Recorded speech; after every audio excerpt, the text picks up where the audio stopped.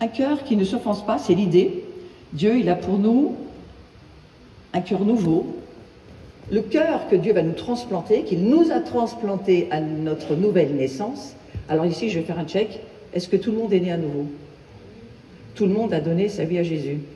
Ouais, vous pouvez faire, je le jure, devant Dieu, parce que c'est pas moi. Hein, parce que moi, la délivrance, je ne la pratique pas sur des gens qui ne sont pas nés à nouveau. C'est pas quelque chose qu'on va balancer comme ça n'importe où. La délivrance, c'est le pain pour d'abord Israël.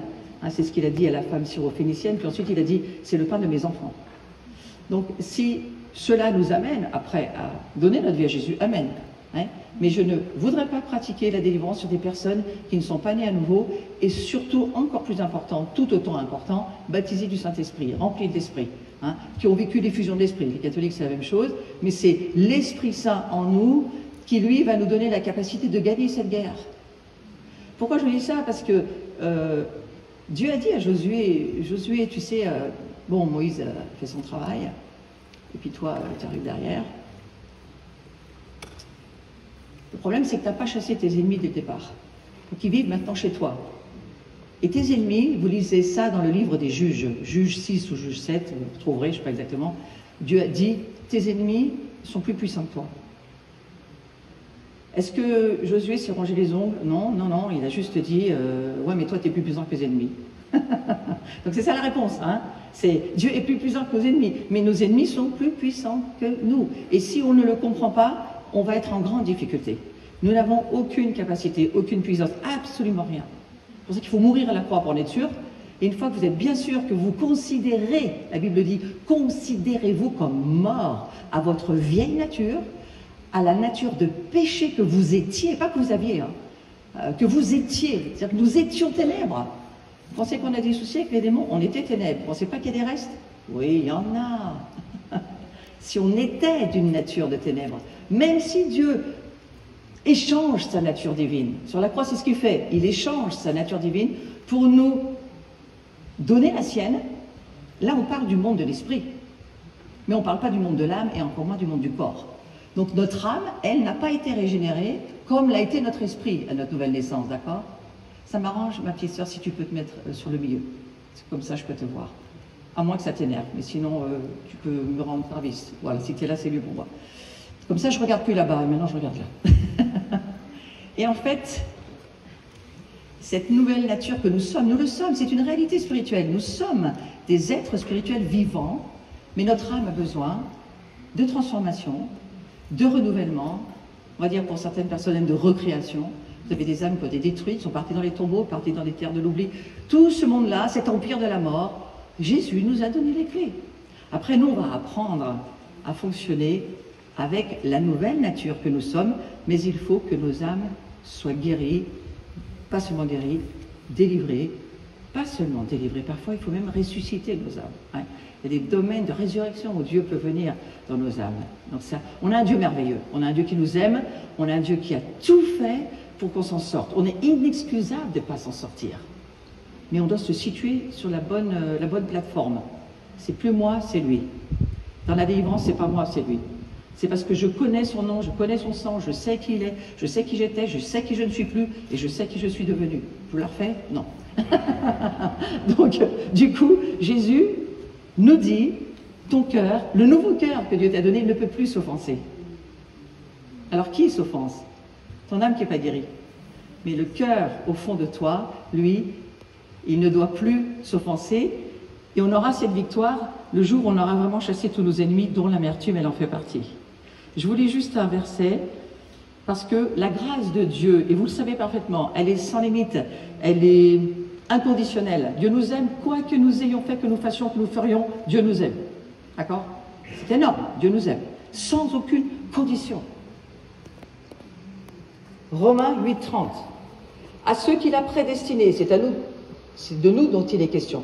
Il les a aussi appelés. Ceux qu'il a appelés, il les a aussi justifiés. Et ceux qu'il a justifiés, il les a aussi glorifiés. Et tout ça, c'est au passé composé. Donc c'est déjà fait. Nous sommes prédestinés, nous sommes appelés, nous sommes justifiés. Juste, ça ne veut pas dire que, bon, allez, t'as tout juste, puis ça va pour toi. Non, c'est beaucoup plus que ça.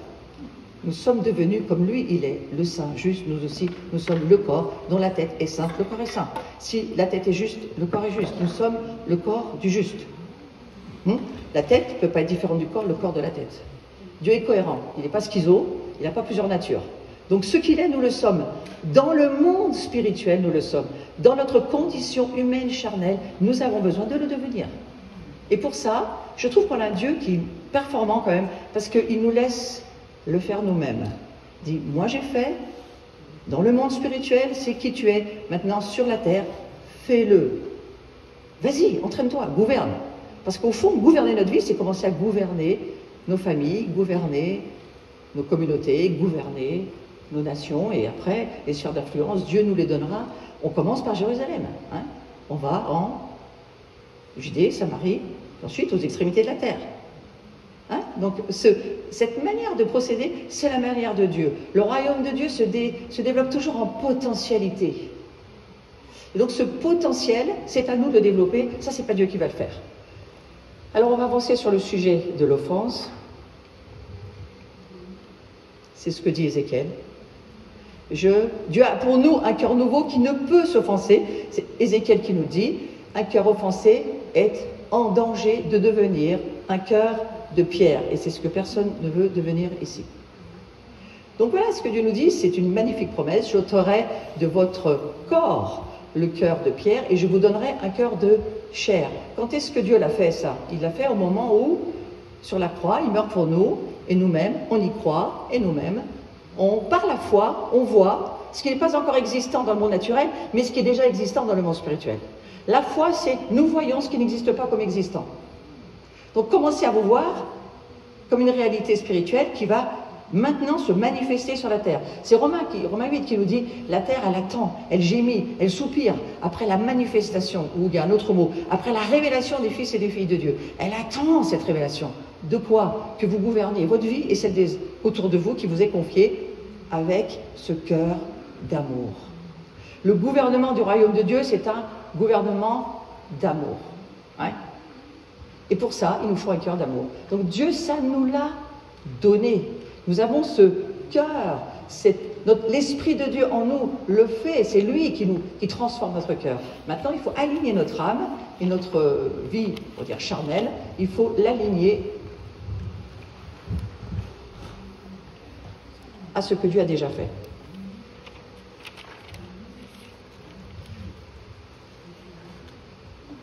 Rien que ça vaut un discours. Que fait une personne souffrant d'une racine d'amertume? Elle se ronge les ongles. Ça, c'est quelque chose. J'ai déjà plusieurs, on va dire, fruits sur ce niveau-là. Je connais au moins 4 personnes qui ne se rongent plus les ongles parce qu'on a chassé un esprit d'amertume. Ça vaut la peine. Donc c'est une manifestation de l'angoisse de l'âme. On va voir ensemble ce que c'est vraiment que l'amertume, mais c'est vraiment une angoisse de l'âme. Tu peux perdre la foi, tomber malade, t'éloigner de Dieu, des autres. La foi peut se perdre. Qu'est-ce qu'il a dit Jésus à Pierre? Il a dit, Pierre, j'ai prié pour que ta foi ne défaille pas, parce que tu pouvais la perdre. J'ai prié pour que tu ne la perdes pas. Tu perds la foi, tu n'as plus rien. Tu ne peux plus vivre dans la dimension de la réalité spirituelle. Donc c'est une des choses que Satan veut nous voler. Il faut être vigilant et prier aussi les uns pour les autres à ce niveau-là. Donc ne perdons surtout pas la foi, c'est important. L'amertume ouvre la porte aux esprits impurs, aux esprits méchants. C'est très important de le comprendre.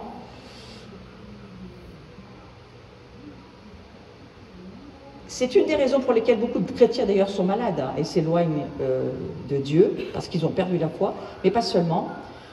Le manque de pardon qu'elle développe, parce que cette racine d'amertume, elle t'empêche de pardonner. C'est pour ça que parfois les gens combattent, vraiment se bagarrent en disant « j'arrive pas à pardonner », en fait c'est pas un problème de pardon. Ces personnes, elles veulent pardonner, elles ont décidé de pardonner, mais c'est la racine d'amertume qui les habite. C'est-à-dire, quand je dis racine, je ne suis pas en train de faire de la déplantation, hein. C'est une image spirituelle pour dire qu'il y a une entité spirituelle profonde, profondément dans notre être intérieur, qui nous habite. Ce sont des entités spirituelles, hein. Je ne suis pas en train de parler du jardin d'à côté, hein. Les racines dont je parle, ce sont des démons qui habitent dans les profondeurs de notre cœur. Et c'est pour cela qu'il faut en être conscient. La fureur, la colère, la médisance, la mort en font partie. Vous allez avoir des maux de tête, une fatigue intense, Vous allez subir des palpitations, vous allez souvent avoir des accélérations cardiaques sans savoir pourquoi, sur des domaines qui vont vous sans arrêt revenir. Vous pouvez avoir des nausées, parfois même des impressions d'étranglement, des sensations de souffle coupé, l'impression d'étouffer, l'impression que vous n'allez plus pouvoir réussir dans cet endroit parce que vous allez plus pouvoir respirer. Tout cela, c'est les démons qui vous le font subir. Ce n'est pas des sensations émotionnelles, non, non, ce sont des entités spirituelles qui habitent chez vous et qui vont savoir qu'elles sont là. Ou vous les discernez, le péché c'est quelqu'un, ou vous pensez que c'est cérébral, à ce moment-là, profitez bien du voyage. Et votre vie va être très pénible, d'accord? Parce qu'on ne parle plus de la même chose.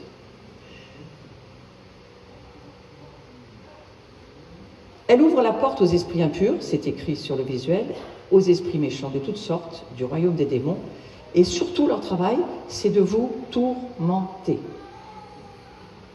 L'attitude de cœur, alors vous voyez, offenser ou offenser, c'est la même chose.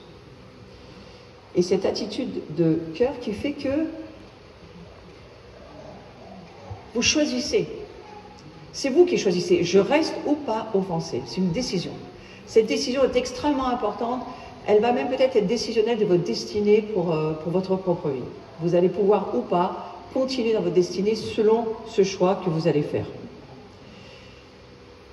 Dieu me dit, ma grâce ne peut aller au-delà. Ma grâce est stoppée, c'est ce qu'il m'a dit un jour sur une situation précise, parce que l'amertume, elle est comme un coupe-feu pour les personnes qui ne pardonnent pas ou qui ont quelque chose à pardonner. Et pour me faire comprendre des choses, j'ai une vision, donc je vous l'ai mis en visuel, c'est une vision que j'ai eue il y a des années, qui m'aide toujours pour ma propre vie, mais aussi celle des autres.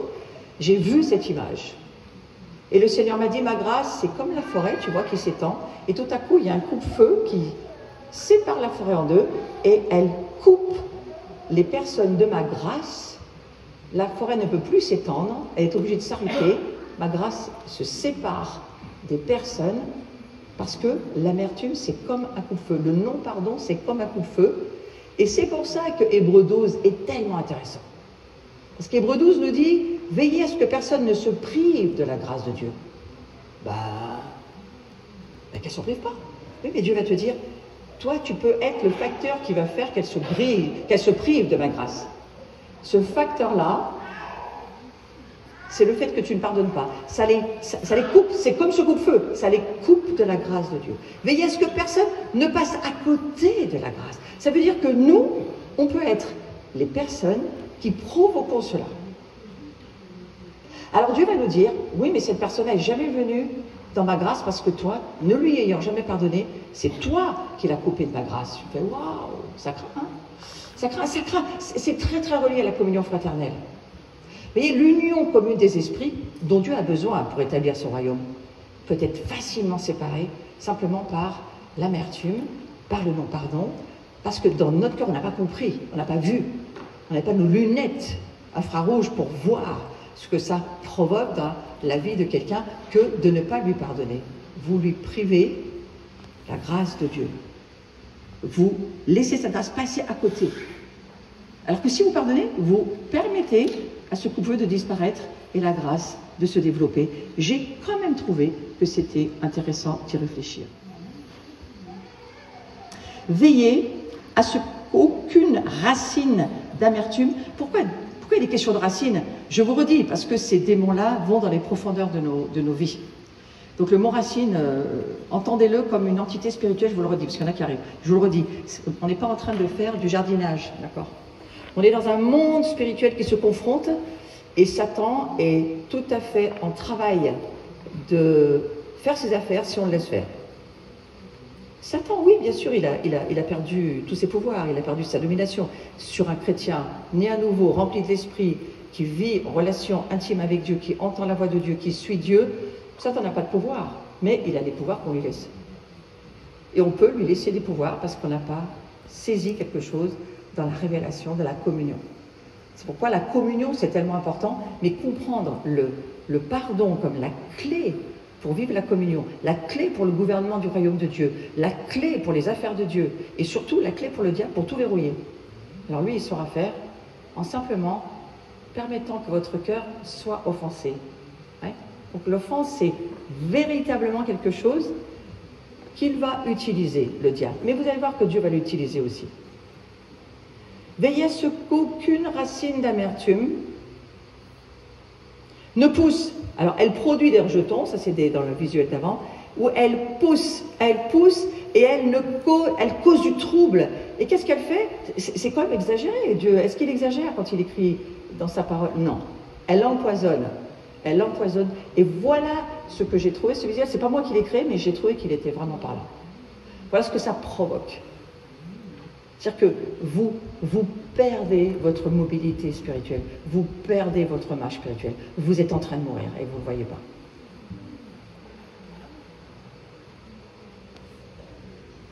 Seigneur, montre-moi si dans ma vie, il y a de l'amertume au fond de ma vie, s'il te plaît. Je ne veux pas être comme ça, surtout pas. Donc vous avez bien compris que l'amertume, c'est un poison mortel. Veillez, Dieu dit sans arrêt, veillez, veillez, veillez, veillez. D'ailleurs, j'ai repris les trois versions dans un visuel au-dessus. Ne se prive pas, veillez à ce que personne ne se prive de la grâce. Veillez à ce que personne ne passe à côté de la grâce. Ça, c'est la parole vivante. Mais la Darby, elle est encore plus compliquée. Elle dit à ce que personne ne manque de la grâce. Donc vous pouvez faire manquer la grâce à quelqu'un, priver quelqu'un de la grâce, ou peut-être vous-même, hein, parce que si vous êtes amer contre vous-même, c'est la même chose. Et vous pouvez aussi carrément en être privé.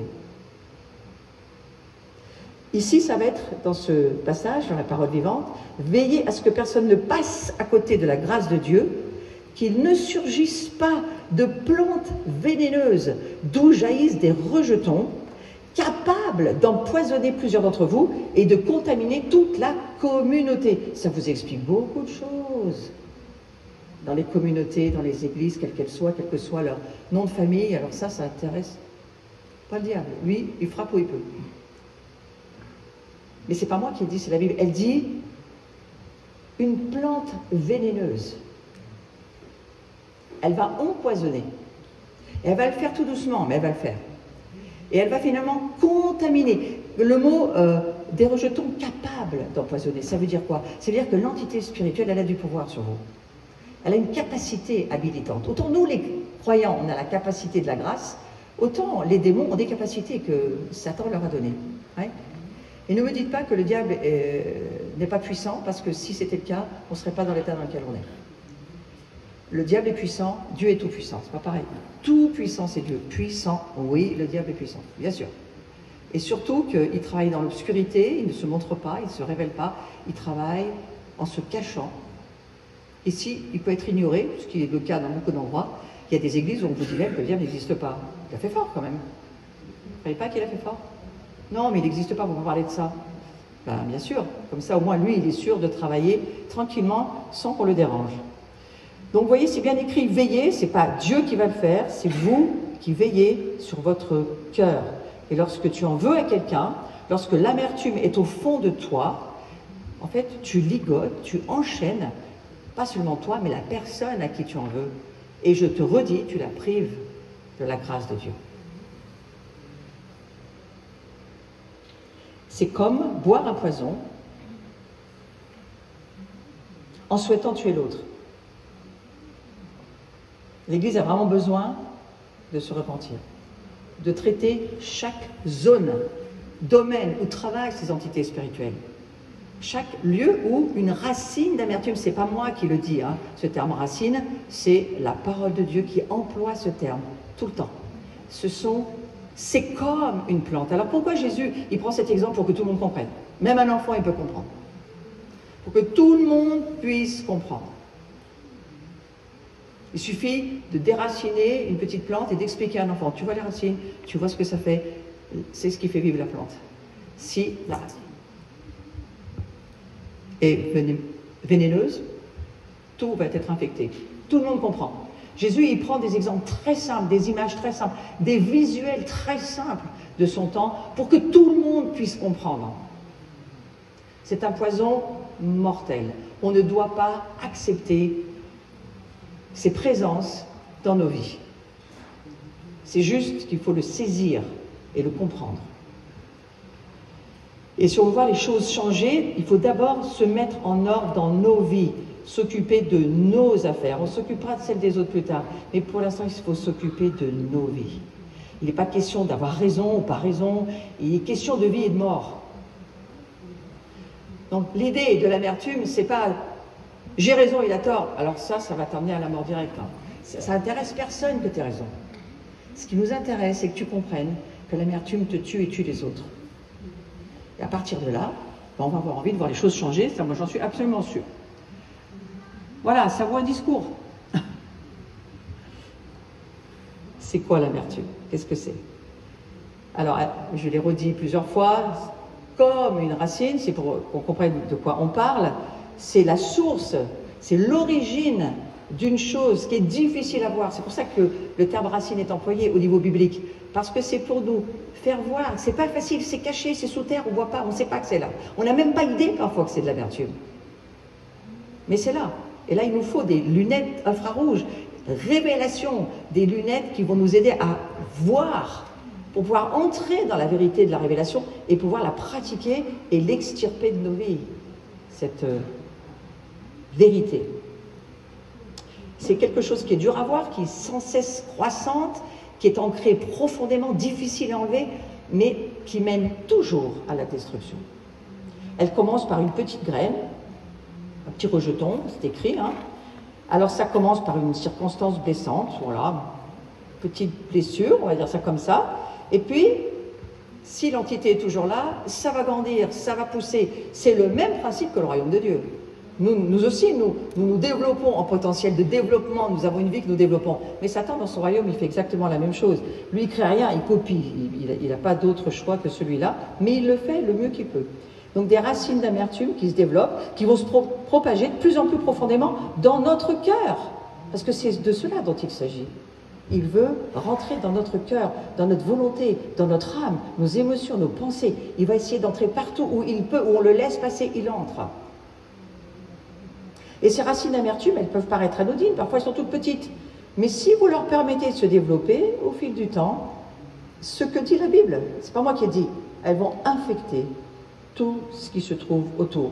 Votre cœur, pas seulement. Vos relations, pas seulement. Votre foyer, pas seulement. Votre famille, pas seulement. L'église, pas seulement. Le boulot, le travail, partout où vous êtes. Ça se développera partout. Parce que c'est comme ça que ça fonctionne.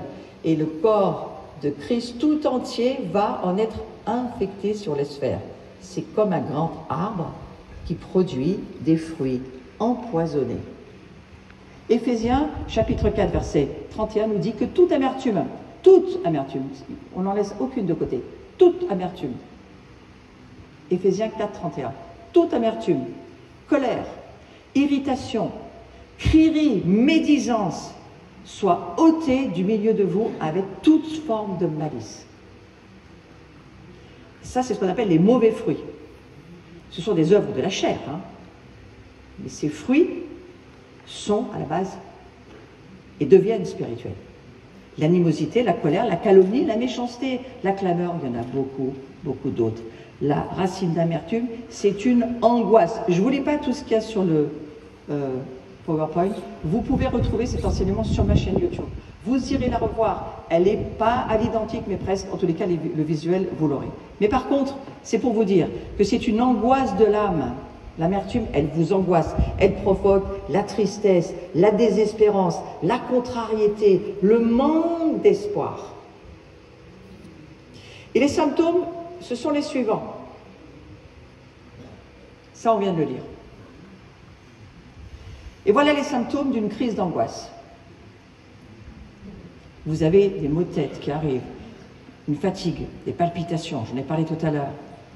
Le rythme cardiaque qui ne va plus pouvoir fonctionner normalement. Parce que c'est le tourment spirituel qui vient, qui vous fait de la pression. Et la pression, elle se met partout, elle se met dans l'âme, elle se met dans le corps. Et vous allez avoir des sensations très particulières. Vous allez vous sentir parfois même avec une espèce de poids sur la poitrine et vous allez penser que vous faites une crise cardiaque, ce qui n'est pas totalement faux à la base. Donc, est-ce que vous êtes de ces personnes? Regardez, ça vaut un discours. Tout le temps contrarié, tout le temps irrité, tout le temps négatif. Surtout, Faites de votre mieux, vous êtes chrétien, mais vous n'y arrivez pas. Et il y a une marque pour montrer qu'il y a de la démonologie dans nos vies, une marque très simple qui nous permet de très vite comprendre. Quand vous entendez vous-même ou quelqu'un dire « Ah mais c'est plus fort que moi », et ben voilà. Si c'est plus fort que toi, c'est que c'est pas toi. C'est qu'il y a quelqu'un chez toi qui est plus puissant que toi et qui a pris le contrôle de ce que tu es en train de vivre. Et à partir de là, on a tous les moyens de s'en sortir. Là, le conseil que je vous donne, c'est pas de penser aux autres, mais c'est de penser à vous quand vous regardez. Parce que le diable va vous dire « Ah, tu vois, machin, il est comme ça, machin, comme ça. » Interdisez-vous ça. Vous êtes là juste pour vous occuper de vous, et pas de l'autre qui n'est pas là. Parce que le diable, il sait faire aussi. Hein. Ah, tu vois, là, tu vois, ben, je vois mon beau-frère, oh, ma belle-sœur, elle est comme ça. Là, vous êtes en train de trafiquer avec lui, là. D'accord, vous ne faites pas ça. Donc, l'amertume, c'est un ressentiment qui se transforme en venin. Et je vais vous donner la définition du ressentiment. C'est le fait de se souvenir avec aigreur de quelque chose ou d'un désir de se venger d'un tort, d'une injustice. On veut faire notre justice. Et on va faire savoir aux autres qui nous sommes et ce que Dieu pense, que nous disons que Dieu pense. Alors que Dieu ne pense pas ça du tout, mais nous faisons penser Dieu à notre place. Cette amertume, elle va contaminer jusqu'à détruire la vie de Dieu en vous. Et bien sûr, pas seulement les autres, mais en vous.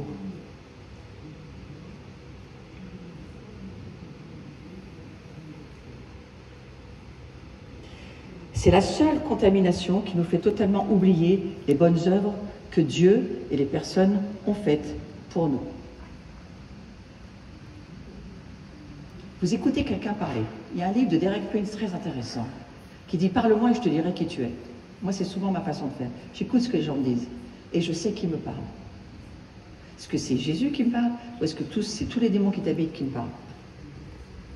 Ah ouais? Ouais, oui. Ce que tu me dis, si tu as une voix que tu entends qui te parle, alors c'est bien qu'il y a quelqu'un. Sinon, tu n'entendrais pas de voix. Quand tu entends des voix, c'est qu'il y a quelqu'un. Et Jésus va dire, hein, mes brebis entendent ma voix, elles me connaissent, elles me suivent. Mais nous entendons aussi d'autres voix parfois. Hein. Et nous sommes appelés à fermer la radio. Hein, radio nostalgie, radio lamentation, radio machin. C'est à nous de fermer. Tout ça, ça fait partie du combat des pensées. Je n'ai pas le temps d'en parler aujourd'hui, mais cette victoire sur l'amertume, nous la gagnons quand nous avons compris le combat des pensées. Nous sommes aux commandes de nos pensées. Pensez comme la Bible pense, pensez comme Dieu pense, et vous allez vivre très longtemps et heureux. Pensez comme le diable va vous faire penser, et vous allez vivre malheureux très longtemps. Et peut-être vous n'allez pas vivre si longtemps que ça. Parce que tout se passe dans le système de notre pensée. L'homme, il est tel que sont ses pensées. Ce que nous pensons, c'est ce que nous sommes. Pas des choses que nous avons, c'est ce que nous sommes. Nous pensons ce que nous sommes, nous le pensons. Donc c'est très important de se dire aussi que voilà, lorsque nous oublions, nous n'avons plus la reconnaissance pour Dieu. Nous sommes plus heureux pour dire merci Seigneur. Nous, même dans les plus grandes difficultés, on a en Christ cette capacité de dire merci Seigneur, parce que même si tout le mal s'abat sur moi, et Dieu sait si on a tous passé des saisons extrêmement difficiles où on a vu le diable essayer de nous détruire, mais on a continué dans la foi et on a dit Seigneur, transforme tout ça en bien. Et ça commence par nous. Donne ton pardon à l'impardonnable. Aime le non-aimable par la puissance du Saint-Esprit. Oh, dans le monde charismatique, on parle beaucoup de la puissance du Saint-Esprit. La première des choses, c'est pour pardonner. La puissance du pardon, quand tu n'as plus la capacité de pardonner, c'est Dieu qui te la donne. Tu reçois cette puissance du Saint-Esprit pour pouvoir pardonner quand on ne peut plus.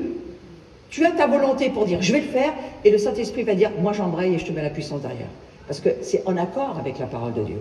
C'est comme ça que tu as la victoire. Hein? On a la volonté et Dieu a la puissance. Et les deux en même temps, c'est très puissant. Nous avons traversé des saisons extrêmement difficiles dans notre famille parce que nous avons appris à penser comme Dieu pense et à ne pas laisser le diable penser comme il voudrait qu'on pense. On ne laisse pas penser dans notre famille comme il veut. On ne laisse pas. Je ne pense pas comme tu penses. Je pense comme Dieu pense. Jusqu'à arriver à faire quoi? À bénir tes ennemis. Ça, c'est le top. Hein. Vous arrivez à faire ça, il y a une grande maturité dans votre vie. Hein. Un cœur qui ne s'offense plus et qui a saisi que tout ce que nous traversons, toutes les douleurs que nous traversons, toutes les amertumes que nous prenons dans la tête, nous avons les moyens de les foutre dehors. Et surtout de ne pas laisser vivre chez nous. D'accord? Donc la mer tue, un petit jeu de mots, essayez de vous en rappeler, c'est la mort au milieu des vivants. Mais nous avons reçu de Dieu pouvoir, autorité, puissance pour pardonner. Pouvoir, autorité, puissance pour voir les malades guéris. Pouvoir, autorité, puissance sur les démons qui nous habitent et qui habitent les autres. Pouvoir, autorité, puissance que nous avons reçu de Dieu. Ça n'a rien à voir avec nous. C'est Dieu qui nous l'offre. Parce que quand il nous a laissés dans ce monde et qu'il nous a dit maintenant, tu vas recevoir une vie nouvelle, deviens cette nouvelle création avec moi, il ne nous a pas laissés pour nous faire bouffer. Nous, imaginez qu'on serait le chat, c'est le diable, nous la souris, enfermés dans une pièce où il n'y a pas de porte de sortie. Quand je vois certains chrétiens, c'est l'impression que j'ai. Ils sont la souris, le diable et le chat, ils sont dans une pièce enfermée, il n'y a pas de porte de sortie. Vous rigolez? Dieu n'est pas comme ça. Dieu a mis en nous une puissance pour que son royaume puisse s'installer sur la terre. La justice est à Dieu, la vengeance est à Dieu pour l'instant. Nous, on est là pour aider les gens à être sauvés. Et donc, la plus grande arme qu'on puisse utiliser, c'est le pardon, et c'est aussi, bien sûr, surtout, de ne pas fonctionner dans l'amertume. Je ne vous pose pas la question. Vous connaissez des gens amers autour de vous? Non, mais levez pas la main. On n'a pas assez de mains pour la lever, d'accord? Donc, voilà. C'est l'idée de faire attention à ça. Alors, les origines de l'amertume, ça va aussi nous aider à les voir dans notre vie, mais peut-être à les voir aussi autour de nous, ça peut nous aider. Il nous a été enlevé quelque chose, ou que nous avons perdu quelque chose, on ne pourra jamais retrouver. C'est l'histoire de Caïn et Abel, c'est ce que vous voyez là. Caïn fut très irrité, abattu de ce que Dieu ne porta pas un regard favorable sur son offrande. Vous connaissez cette histoire dans Genèse 4. Je vous la fais court parce qu'on a beaucoup d'autres choses à dire. Mais voilà ce qui s'est passé avec Caïn. Caïn, il est offensé par Dieu. Tu te rends pas compte? Lui, il t'offre un agneau, il a même rien fait. C'est l'agneau, il est venu tout seul. Comme c'est toi qui l'as fait, Dieu, mais quand même, il n'a pas fait d'effort. Moi, tu te rends compte? J'ai fait du travail avec mes mains. Je te montre ce que j'ai fait et tu ne veux pas de mon offrande. Et Caïn, il est hyper offensé. Il a un cœur qui s'est offensé. Il a ouvert son cœur au monde démoniaque. Et regardez ce que Dieu va lui dire. Caïn, si tu agis bien, ça va bien se passer pour toi. Mais si tu agis mal, c'est pas seulement si tu penses, parce que, en fait, si tu agis, c'est que tu as déjà pensé. Donc Dieu lui dit, si tu agis mal, écoutez ce que Dieu lui dit, soyez attentifs, c'est important. Le péché est couché à ta porte. Et son désir est tourné vers toi. Le péché, c'est quelqu'un.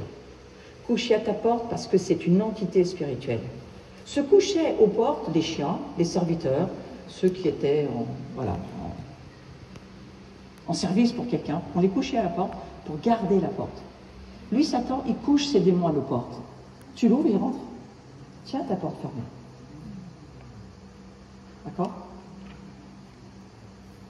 Paul va beaucoup plus loin, puisqu'il va dire dans Romains 7, le péché que je ne veux pas faire, je le fais. Le bien que je veux faire, j'arrive pas à le faire.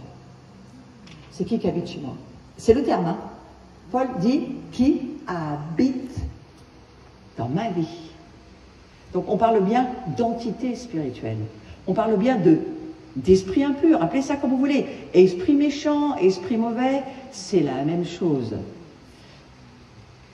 Ils habitent chez nous, si on les y laisse, ils vont sortir si vous leur dites de sortir. Pas parce que vous allez leur dire, mais parce que Jésus va leur dire.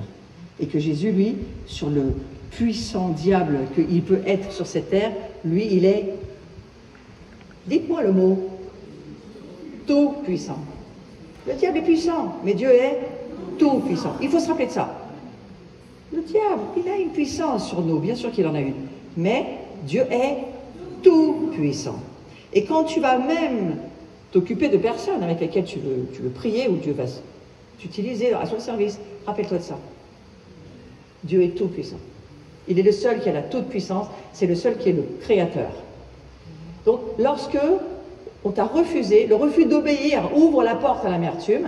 La désobéissance, c'est la porte d'accès pour le diable. C'est pour ça que Dieu va dire, obéis à ce que je te dis, fais-le. Si tu fais ce que je te dis, ça va bien se passer. Mais si tu ne m'obéis pas, ça ne va pas se passer. C'est un peu comme avec nos enfants. Je vous la fais courte, hein. Mais nos enfants, on passe notre temps à leur dire, essaye d'obéir, ça va aider. Bon, c'est pas toi qui commande, voilà ce qu'on entend.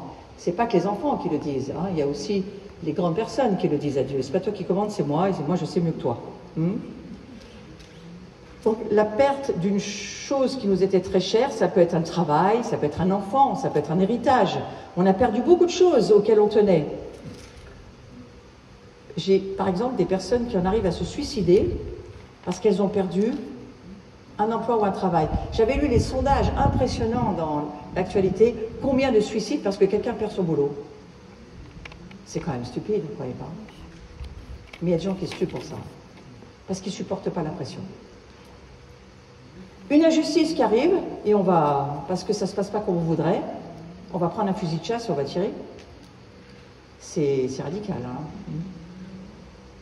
Un médecin du travail constatait aux infos il y a quelque temps que le harcèlement dans le travail, pour certaines personnes, certaines situations de crise humanitaire, vécues comme des abus, des rejets insupportables au nom d'une productivité et d'une efficacité économique, devenait une source grandissante de suicide. Je suppose, il y a déjà quelques années que j'ai eu cette info, je suppose que ça a augmenté. Ces personnes en arrivent à oublier leur situation personnelle, d'époux, d'épouse, de père, de mère. Plus rien ne semble compter pour ces gens. Selon vous, qu'est-ce qui s'est passé? Un esprit d'amertume les a aveuglés. Et n'ont plus vu que la situation dans laquelle ils se sont trouvés, ils n'ont pas supporté que les choses ne changent pas comme elles voulaient. Il y a des gens qui se tuent pour ça.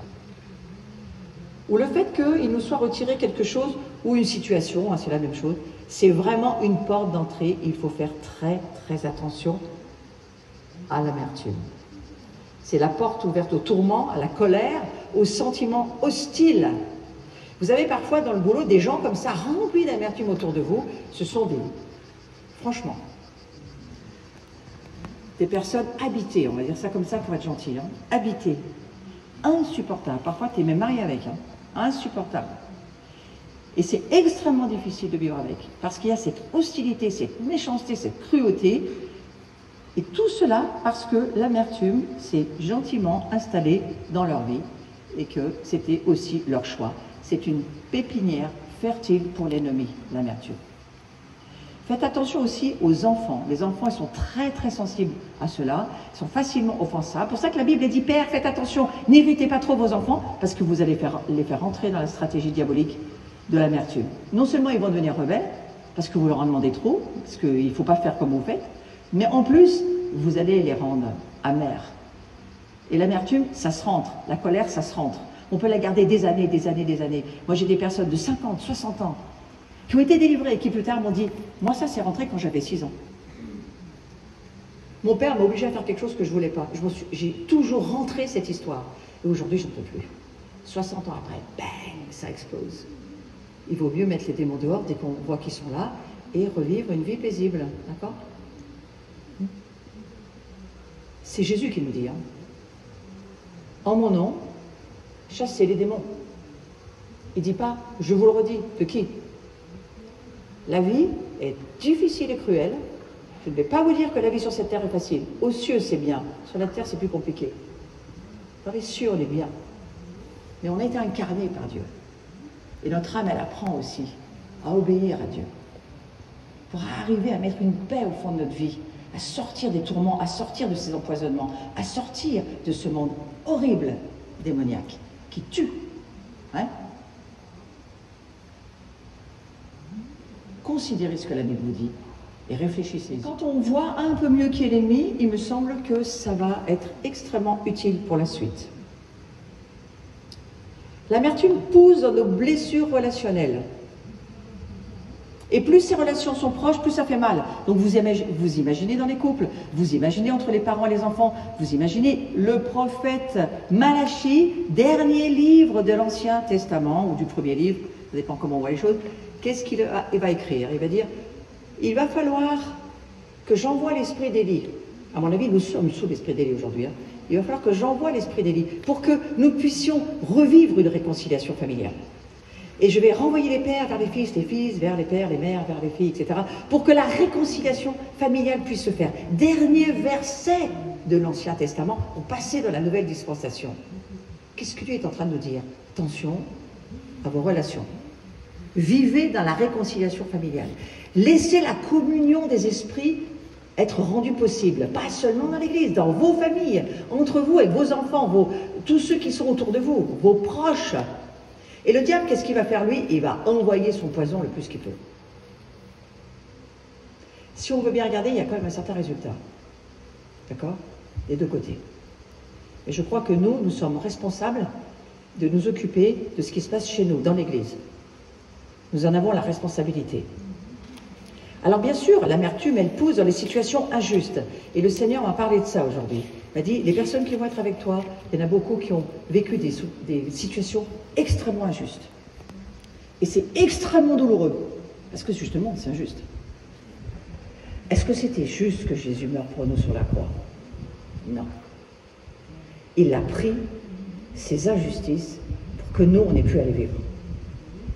Et il a porté ces injustices jusqu'à en avoir la chair déchirée, le cœur qui se sépare et se donner totalement pour nous dire, prends ma nature divine et prends ma capacité à aimer même l'injustice, vis-la, par ma puissance. C'est ça que Dieu nous dit. La croix, c'est ça.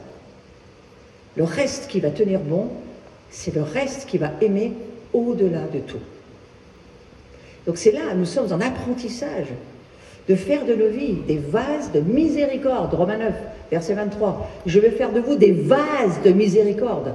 On est loin de l'être, mais on est en train d'apprendre à l'être. Donc moi je dis toujours au diable, tiens, t'inquiète pas, c'est en train d'évoluer, ça va pour le bien, ça va pas pour le mal. On est en train de changer.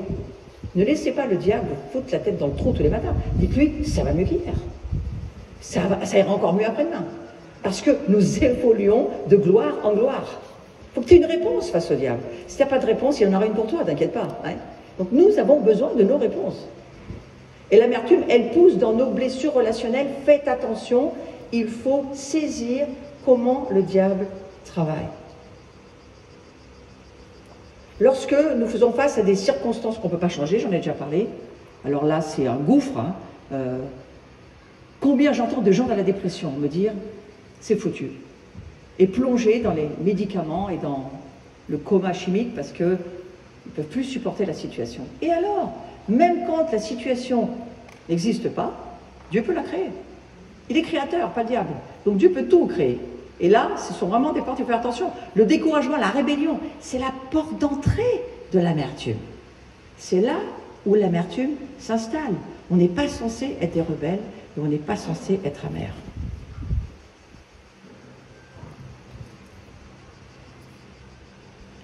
Lorsqu'on a été soumis à des problèmes difficiles, gérer le pardon. J'ai écrit un bouquin sur le pardon, j'ai écrit 2 livres pour le moment, intéressants je trouve, parce que ce sont les clés pour entrer dans la dimension de la gloire.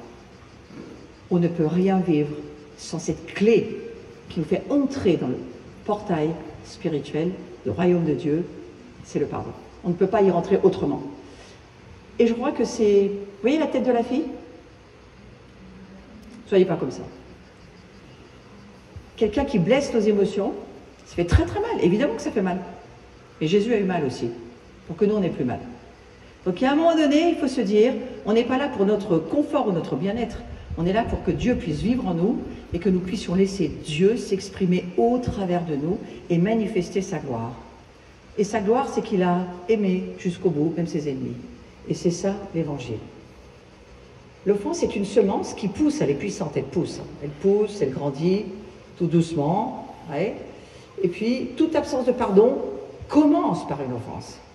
Donc si tu ne fais pas attention à l'offense, voilà, il y a des mines antipersonnelles partout dans ta vie. Il faut gérer l'offense. C'est dans le Notre Père. Pardonne-nous nos offenses, comme nous pardonnons aussi à ceux qui nous ont offensés. Dieu ne te pardonne pas si tu ne pardonnes pas. C'est extrêmement radical. C'est incontournable pour Dieu. Il donne son Fils, mais ça coûte le prix de ton pardon. Ça coûte le prix de passer au-dessus de tes blessures. Ça coûte le prix de pardonner. Et j'ai fait ce petit schéma juste pour que vous puissiez vraiment voir les choses. L'offense produit le ressentiment, le souvenir d'un mal vivement éprouvé avec le désir de te venger, c'est ça, le ressentiment. Et puis, si tu y fais rien, l'absence de pardon va développer une racine d'amertume.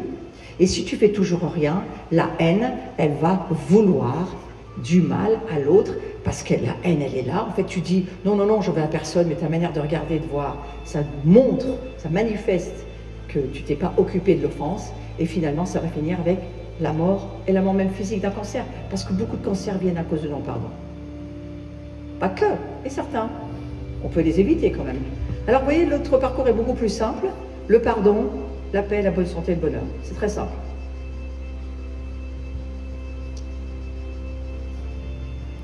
Ce sont des chemins de vie ou des chemins de mort, c'est ce que dit l'Écriture. Et c'est nous qui les choisissons. C'est nous qui décidons de savoir où nous voulons aller. Je redis, c'est extrêmement important de comprendre ça. Toute offense est semence de l'ennemi. Ne vous laissez pas être offensés, mes frères et mes sœurs. Faites très attention. Faites attention à votre cœur. C'est là où le Seigneur veut vivre. C'est ce qui lui appartient. C'est son cœur à lui. Et un cœur de chair reste sensible, mais un cœur de chair doit apprendre à pardonner. Quelques exemples d'offenses, c'est pour vous aider. On ne vous a pas écouté. On a mal parlé de vous. Il y a quelque chose qui a été fait ou dit contre vous.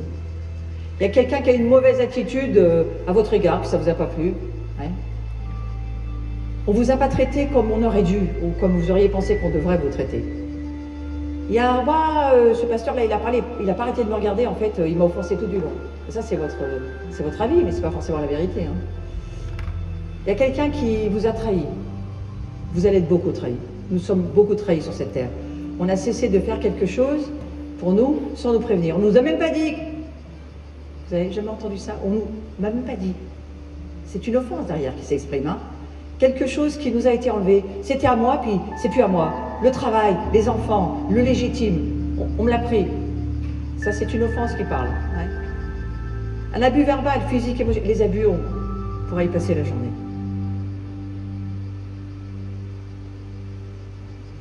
Les abus sexuels font partie de la copie, n'est-ce pas?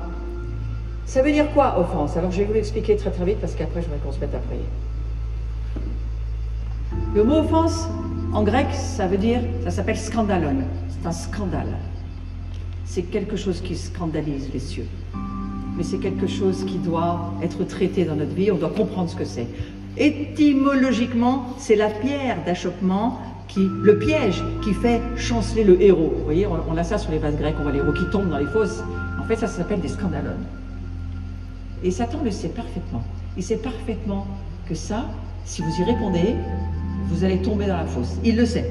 C'est la faute qui fait vaciller le héros. Et par analogie, le scandale est suscité par celui qui rejaillit sur la société. Aujourd'hui, on a une expression qui dit « on marche sur la tête », sérieusement. Ouais, vous n'êtes pas d'accord? Il n'y a que moi? Non? On ne marche pas sur la tête? Si, on marche sur la tête. Si. Tu peux le dire sans le vivre. Tu peux dire on marche sur la tête, mais on n'en veut à personne. Pourquoi? Parce que Dieu met en nous une puissance de pardon, mais une puissance de vérité en nous. On va amener de l'amour là où il n'y en a plus. On va amener de la grâce là où il n'y en a plus. On va amener du pardon là où il n'y en a plus. On va amener tout ce que Dieu veut amener là où il n'y en a plus. Donc, en grec, c'est ça. C'est le bâton mobile ou la détente d'un piège, une trappe, tout obstacle placé sur le chemin en faisant tomber quelqu'un. C'est ça l'offense. C'est un scandalon. Répondez pas à l'offense. Apprenez à vous battre par rapport à ça. C'est aussi ça l'offense. Le scandalon, c'est le hameçon qui prend le poisson.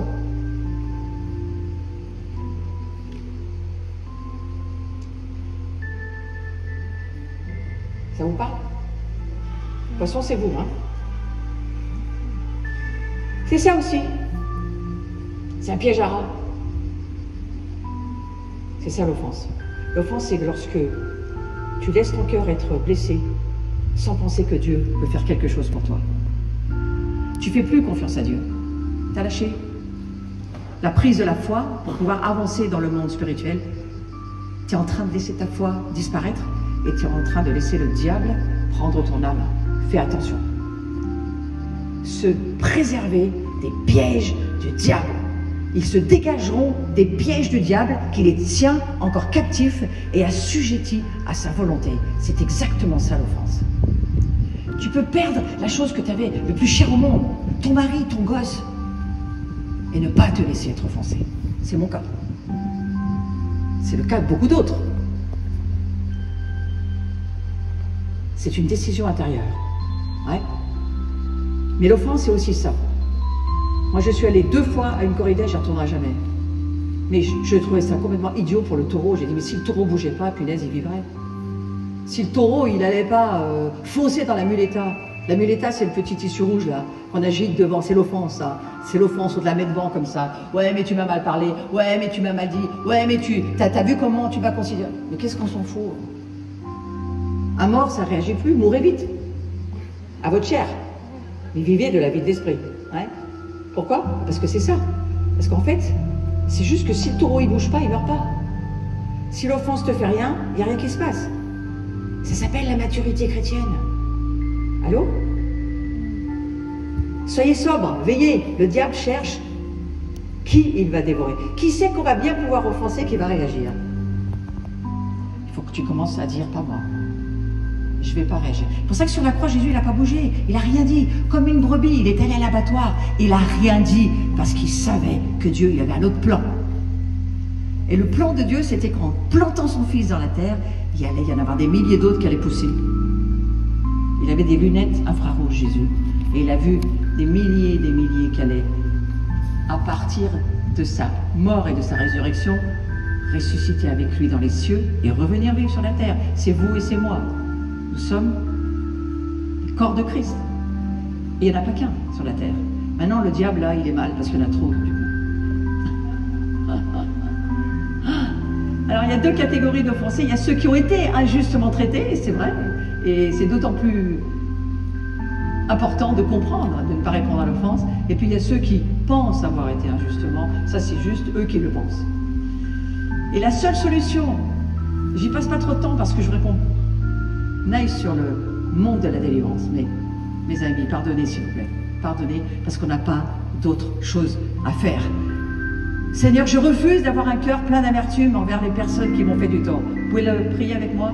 Je refuse d'avoir un cœur plein d'amertume envers les personnes qui m'ont fait du tort. Et même si c'est dur, je te prie de les bénir, qu'ils puissent aussi te rencontrer un jour.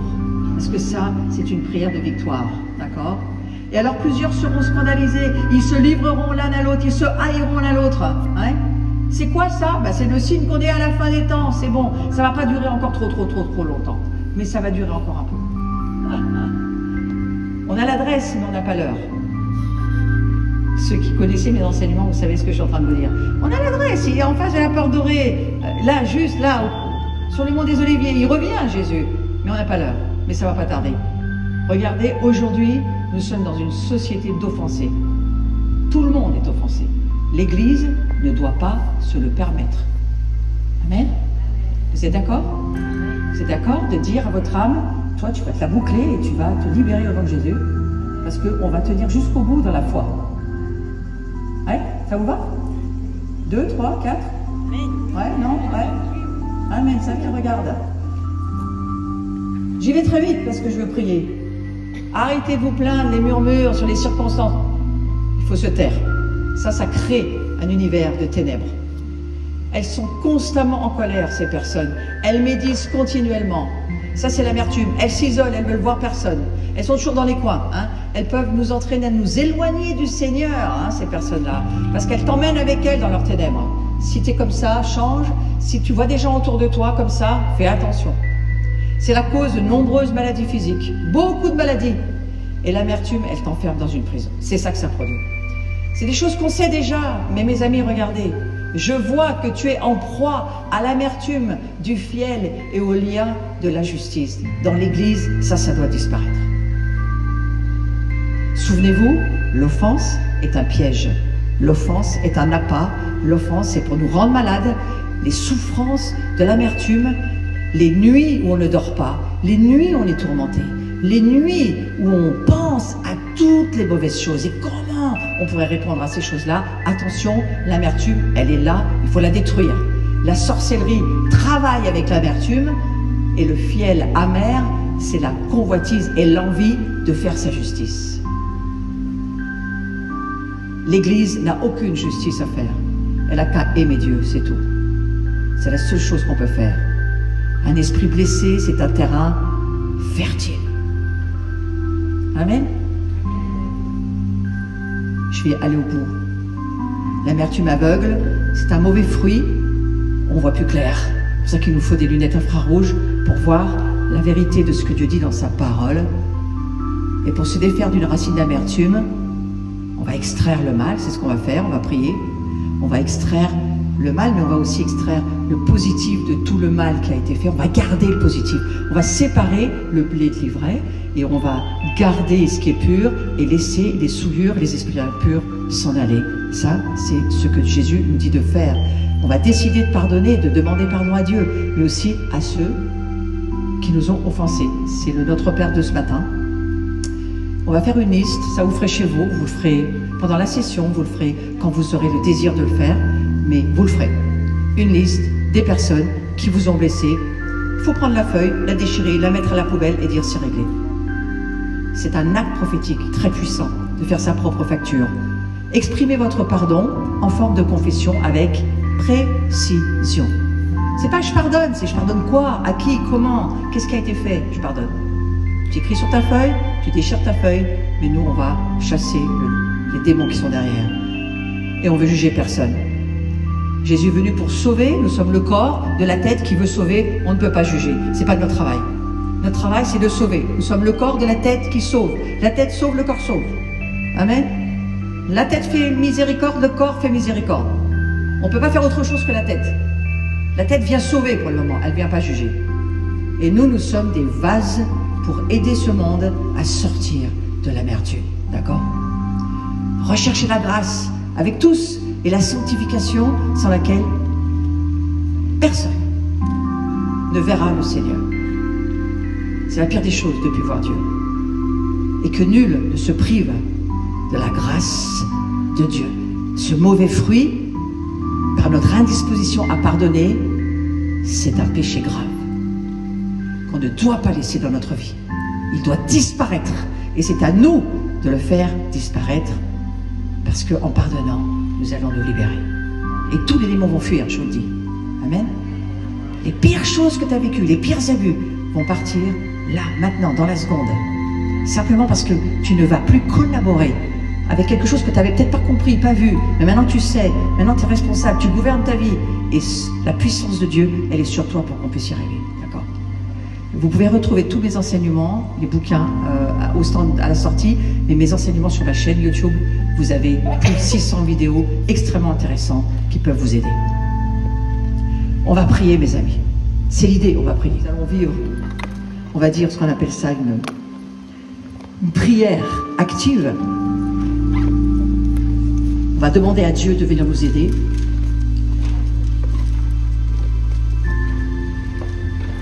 Et puis moi, je vais mettre mes mains sur chacun. Si vous voulez. Si vous voulez, vous restez devant. Si vous ne voulez pas, vous restez à l'arrière. Il y a une équipe de prière qui vient nous aider à prier aussi. Merci beaucoup, mon frère, c'est gentil. Fermez vos yeux. Je crois que si nous sommes là, c'est parce que Dieu compte sur nous. Il compte sur nous. Pour que nous puissions être ces hommes et ces femmes remplis de sa miséricorde, remplis de son amour. Et nous allons tous dire ensemble, Seigneur, nous voulons être ces vases de miséricorde. Tu nous as donné ton cœur pour que notre cœur devienne ton cœur. Et nous décidons aujourd'hui de pardonner. De ne plus répondre à l'offense. De nous aligner sur Jésus. D'accepter de mourir à la croix avec lui et de ressusciter pour devenir comme lui il est aujourd'hui dans les cieux. Je te remercie, Saint-Esprit, d'être là dans mon cœur avec moi et de m'aider à pardonner. Je prends cette décision. Les injustices, insupportable tout ce qu'on m'a fait subir. Tous les abus que j'ai entendus, émotionnels, qu'ils soient spirituels ou physiques, peu importe, Seigneur, je décide de ne pas laisser l'amertume entrer dans ma vie. Je décide de répondre par l'amour. Je décide d'utiliser la puissance du Saint-Esprit pour le vivre. Et je te remercie, Jésus, d'avoir fait pour moi déjà.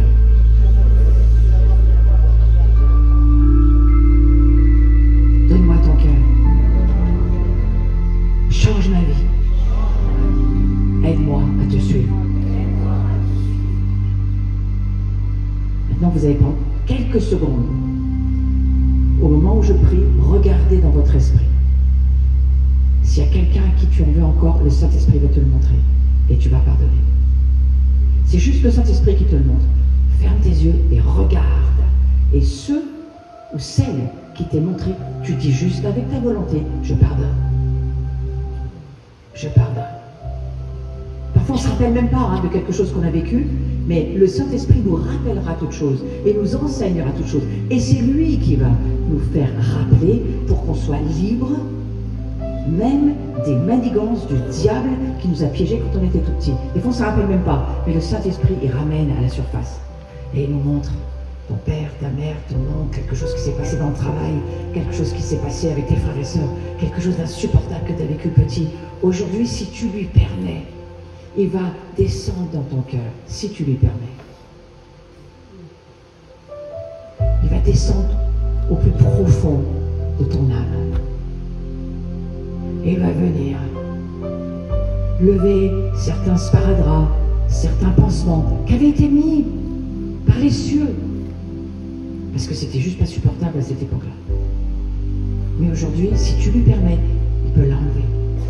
Il peut commencer à enlever ce pansement, ces mouchoirs qui ont été appliqués sur ces domaines tellement douloureux dans ta vie, d'hommes et de femmes. Jésus était là dans les offenses les pires que tu as subies. Il était là, il a vu. Il n'a jamais été d'accord. Il a juste pris sur lui ce qu'il ne veut plus que tu portes aujourd'hui. Il s'est laissé clouer à la croix parce que lui, il a pardonné pour toi, l'impardonnable, pour que tu puisses pardonner aujourd'hui. Et il te rejoint cet après-midi pour te dire, tu peux pardonner. Et moi, je viendrai avec la puissance de mon esprit accomplir ce que tu as accepté de faire aujourd'hui. Laisse aller les offenses. Laisse-les partir. Laisse s'envoler ce passé insupportable. Lui, il a la puissance de faire disparaître tout ce qui a été dit, tout ce qui a été écrit sur toi, tout ce que le livre ténébreux que Satan a essayé de faire sur ta vie. Lui, il fait disparaître le livre. Il efface les chapitres. Et il te dit, entre dans mon royaume. Entre là où je suis. Viens avec moi. Entre dans ta propre mort où tu renonces à te battre pour toi-même et ressuscite avec moi dans cet amour que je mets en toi pour l'humanité. Il y a un avant et un après. Et la croix te permet de laisser le passé disparaître. Je te remercie, Saint-Esprit. On a décidé de ne pas vivre avec ce poison de l'amertume. Le poison, c'est quelque chose qui doit sortir de nous. Et au nom de Jésus, par ta grâce et par ton amour, Jésus, nous prenons autorité sur les esprits d'amertume. Tous les non-pardons qui n'ont jamais été donnés aujourd'hui s'en vont au nom de Jésus. Nous prenons autorité sur le ressentiment, la haine, la colère, tout ce qui a provoqué l'injustice, ces pièges dans lesquels on est tombé. Mon frère, tous très fort, ne te pose pas de questions, mets tes mains sur ton ventre et tous très fort. Je t'expliquerai plus tard. Force-toi, mets les doigts. Ça, c'est pas Dieu qui peut le faire. Pousser, c'est ta part.